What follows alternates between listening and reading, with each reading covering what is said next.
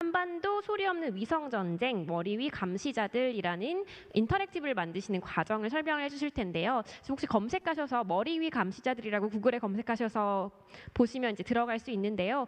정말 보면 와, 이런 걸 한국 언론사에서 만들었단 말이야라는 말이 나올 정도로 디자인도 너무 훌륭하고 재밌는 컨텐츠들이 많고, 그리고 제가 잠깐 봤는데 한 달 만에 만드셨다고 하는데 너무 재밌는 얘기들이 많이 들어가 있어서 되게 감동적이었습니다. 그러면 안경무 팀장님 발표 들어보도록 하겠습니다. 박수 부탁드립니다.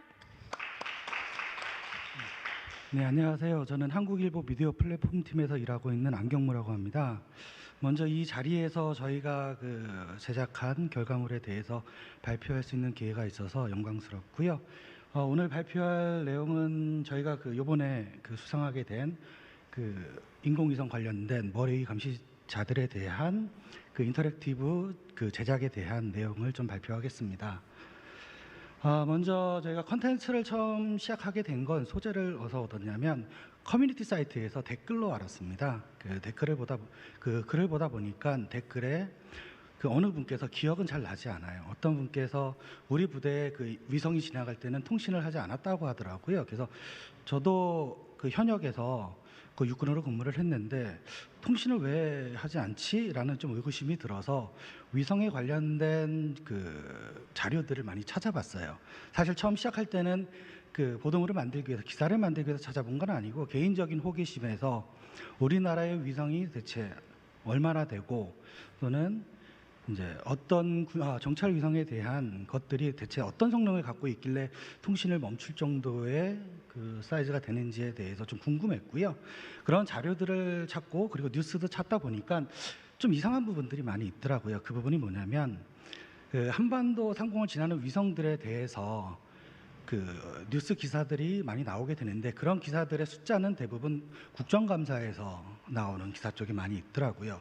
다만 이 기사들이 숫자가 다 제각기 다른 겁니다. 2007년도에는 500기였고 2011년도에 나온 기사는 700기, 그리고 2016년도 국정감사에 나왔던 위성의 수는 139기, 이렇게 제각기 다 달라서 참 의구심을 품다가 우연한 기회에 저희가 데이터를 하나를 얻게 돼요. 그게 뭐냐면 실시간 인공위성이 돌고 있는 궤도와 그리고 좌표, 그리고 목적들이 들어있는 그런 데이터를 저희가 제이슨 형태의 데이터 타입으로 받았습니다.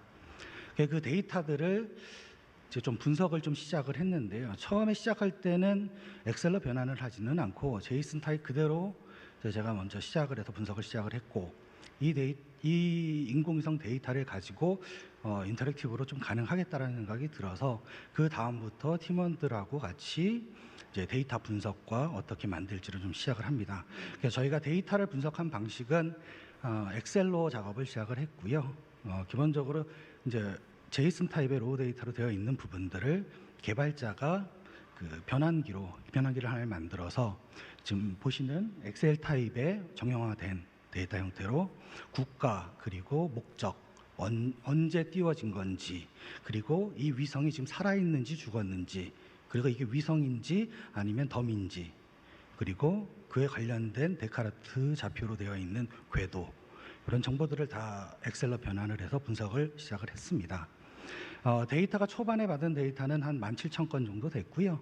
이 데이터를 가지고 이제 이 데이터가 인터랙티브로 사용을 하려면 이 데이터가 과연 정확한 건지에 대한 신뢰성이 좀 중요하다고 봤고, 그래서 해당 데이터가 맞는지에 대해서 정보 공개 청구를 진행을 했어요. 우리나라에서 인공위성 데이터를 아마 다룰 수 있는 기관이나 참 얼마 없을 것 같고, 저희가 정보기술, 정통부 쪽, 그리고 전파연구원, 국방부, 우주연구원, 그리고 KT셋, 거의 위성 관련돼서는 전부 다 정보 공개 청구를 하고 취재를 시작을 했습니다.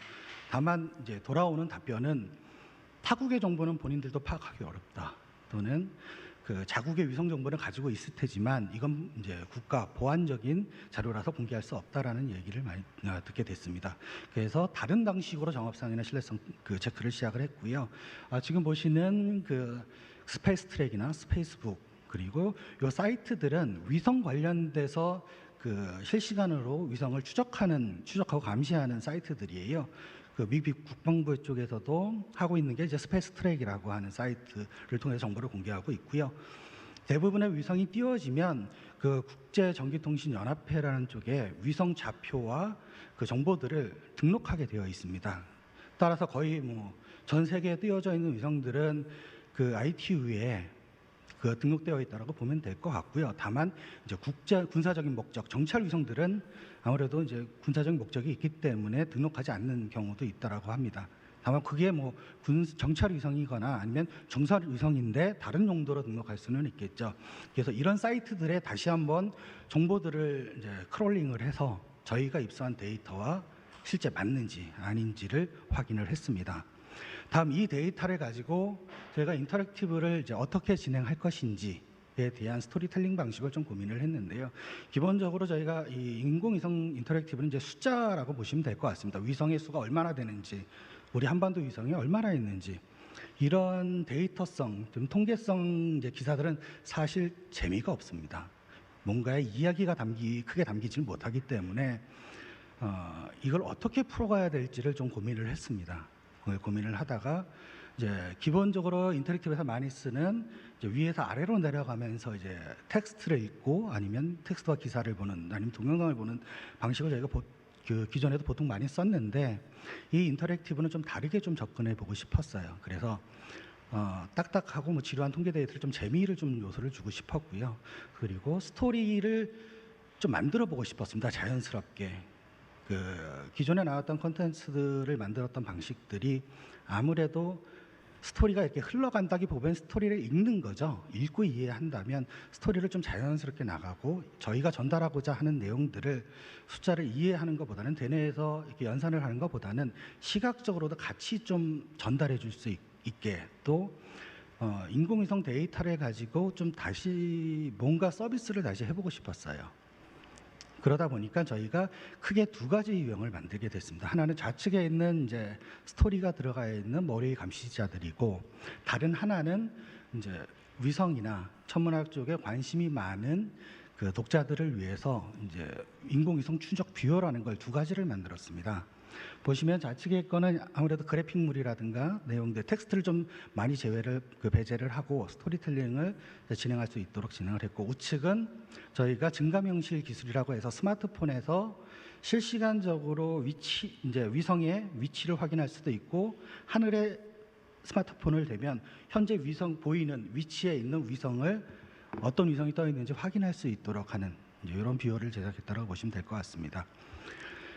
머리 위 감시자들에 들어간 이제 좀 기술을 좀 설명을 좀 드리고 싶은데요. 그 인터랙티브에 들어가는 게 단순하게 HTML로만 갈 수 있는 부분은 아닙니다.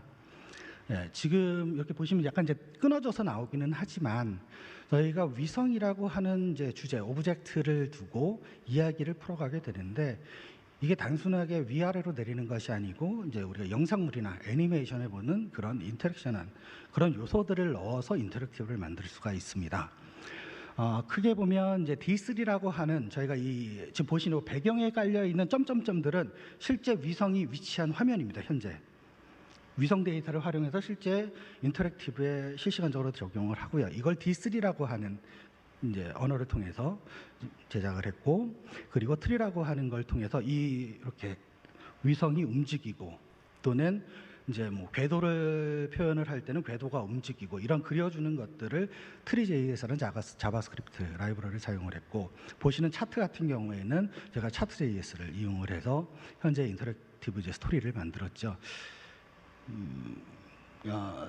뭐 기존에 좀 이런 부분들이 기존에 단순하게 텍스트와 이미지를 이제 뿌리는 것보다는 좀 스토리텔링 할 수 있는 형식으로 좀 요번에는 좀 해보자라고 했는데, 문제는 저희가 이걸 작업을 하면서 총 작업 기간으로 따지면 한 달 반 정도의 기간이 들었고요.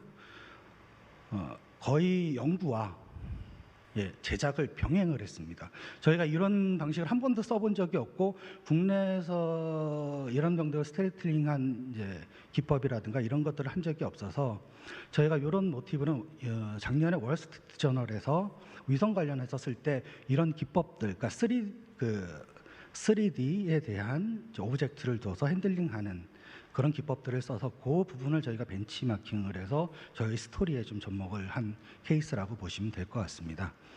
데이터 같은 저희가 이제 인공위성에서 보면 한 700여 기가 실제 한반도 위에 떠 있는 걸 실제적으로 확인을 했고, 그 부분 역시 그 입수한 인공위성 데이터를 가지고 지금 보시는 것 같이 반경을 그려서 그 위쪽을 지나가는 걸 한 달 동안의 기간 동안 지나가는 데이터들을 실제 체크를 했습니다. 그래서 아마 기존에 나왔던 그 숫자보다는 좀 더 정확성이 있지 않을까 좀 생각이 들고요.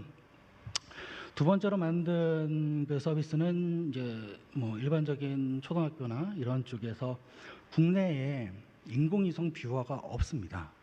제가 아는 바로는 많은 자료를 이제 찾아보면서 해외 쪽에서는 인공위성을 실시간적으로 추적을 해서 그 위성이 어느 위치에 있는지, 이게 뭐 우리나라 위성인지 아니면 타국의 위성인지를 확인하는 그런 뷰어들이 많이 제작되어 있지만 국내에는 그런 것들이 없더라고요. 그래서 저희 데이터를 그냥 버리기는 좀 아까웠고, 이걸 서비스로 좀 만들어서 뭐 초등학생이라든가 아니면 유치원생이라든가 뭔가 위성에 관심 있는 그 친구들이나 독자분들께서 저희 서비스를 이용해서 그런 부분을 좀 해소시키기 위해서 뷰어를 제작을 했습니다. 이 뷰어 역시 요이 땅에서 제작할 때 똑같이 연구와 제작을 동시에 수행했다고 보시면 될 것 같고요.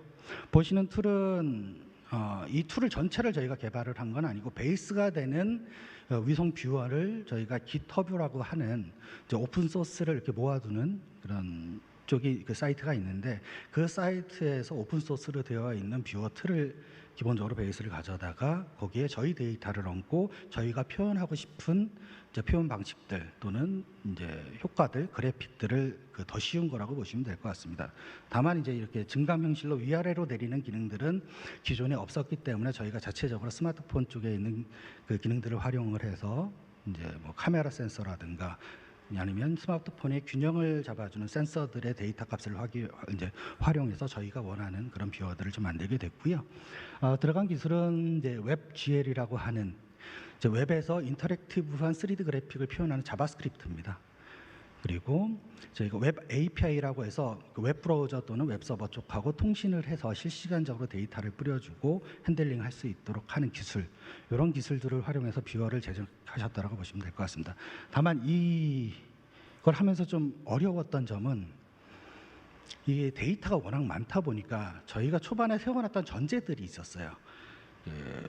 전제들이 어떤 거냐면 웹이든, 그러니까 스마트폰이든 모바일이든 웹사이트든 어디서든 웹 브라우저로는 다 접근이 가능할 수 있도록 하는 부분들, 그리고 많은 데이터들을 제공을 할 때 속도가 절대 느리면 안 되는 부분들, 그리고 표현하는 그래픽에 대해서도 저희 쪽에 적합한 그래픽문을 만드는 것들을 한 달 반 정도 진행을 했는데 쉽지 않더라고요.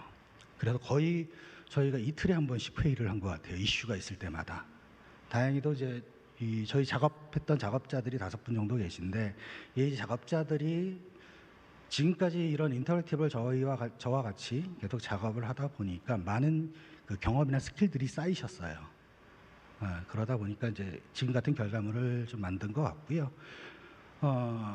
제가 뭐 지금 요 인터랙티브에 대해서 좀 아쉬웠던 점은 한 달 반 정도의 기간을 좀 투입해서 저희가 작업을 했는데 불행하게도 당시에 코로나가 굉장히 확산되고 있던 상황입니다. 그래서 어떤 뉴스가 나와도 코로나가 다 이제 삼키는 상황에 저희가 이제 부득이하게 출고가 된 부분이 좀 아쉽고요.